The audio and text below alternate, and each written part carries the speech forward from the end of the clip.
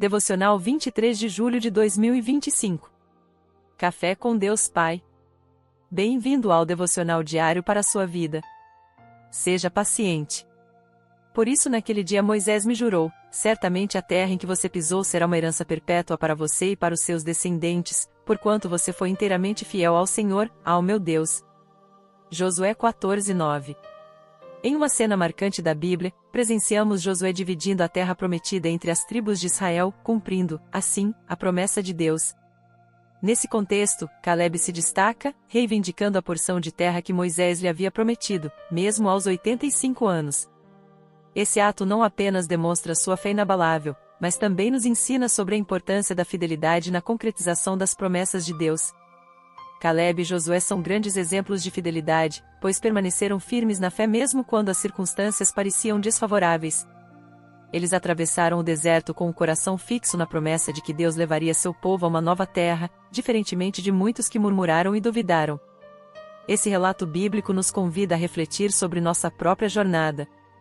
Diante dos desafios, qual tem sido nossa postura? Murmuração e rebeldia, ou gratidão e lealdade?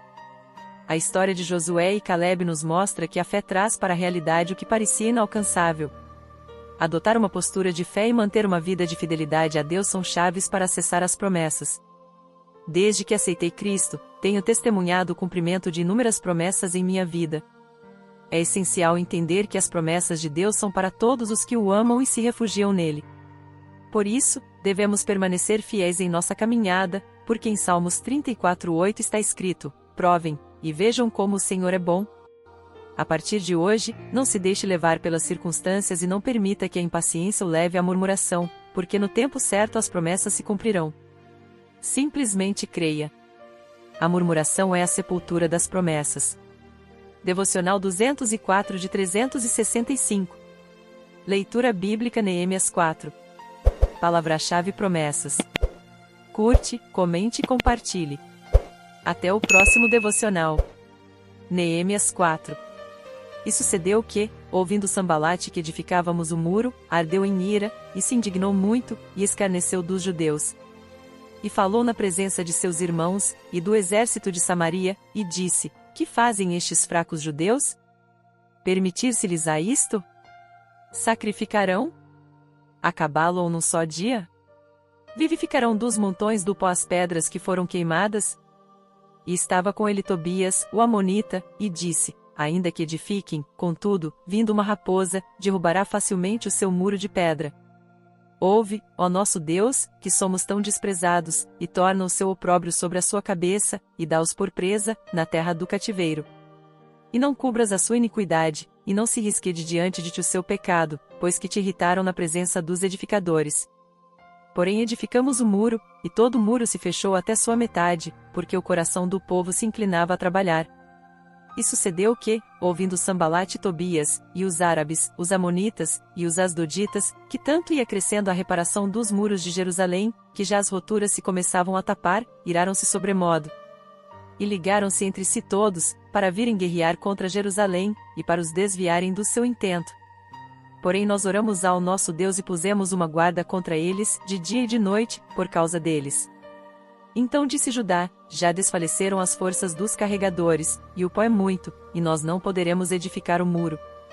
Disseram, porém, os nossos inimigos: nada saberão disto, nem verão, até que entremos no meio deles, e os matemos, assim faremos cessar a obra. E sucedeu que, vindo os judeus que habitavam entre eles, 10 vezes nos disseram: de todos os lugares, tornarão contra nós. Então pus guardas nos lugares baixos por detrás do muro e nos altos, e pus ao povo pelas suas famílias com as suas espadas, com as suas lanças, e com os seus arcos. E olhei, e levantei-me, e disse aos nobres, aos magistrados, e ao restante do povo: não os temais, lembrai-vos do grande e temível Senhor, e pelejai pelos vossos irmãos, vossos filhos, vossas filhas, vossas mulheres e vossas casas. E sucedeu que, ouvindo os nossos inimigos que já o sabíamos, e que Deus tinha dissipado o conselho deles, todos voltamos ao muro, cada um à sua obra. E sucedeu que, desde aquele dia, metade dos meus servos trabalhava na obra, e metade deles tinha as lanças, os escudos, os arcos e as couraças, e os líderes estavam por detrás de toda a casa de Judá. os que edificavam o muro, os que traziam as cargas e os que carregavam, cada um com uma das mãos fazia a obra e na outra tinha as armas. E os edificadores cada um trazia a sua espada cingida aos lombos, e edificavam, e o que tocava a trombeta estava junto comigo. E disse eu aos nobres, aos magistrados e ao restante do povo: grande e extensa é a obra, e nós estamos apartados do muro, longe uns dos outros. No lugar onde ouvirdes o som da trombeta, ali vos ajuntareis conosco, o nosso Deus pelejará por nós. Assim trabalhávamos na obra, e metade deles tinha as lanças desde a subida da alva até ao sair das estrelas. Também naquele tempo disse ao povo: cada um com o seu servo fique em Jerusalém, para que à noite nos sirvam de guarda, e de dia na obra.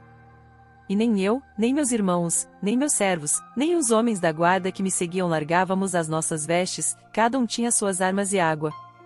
Neemias 4:1-23.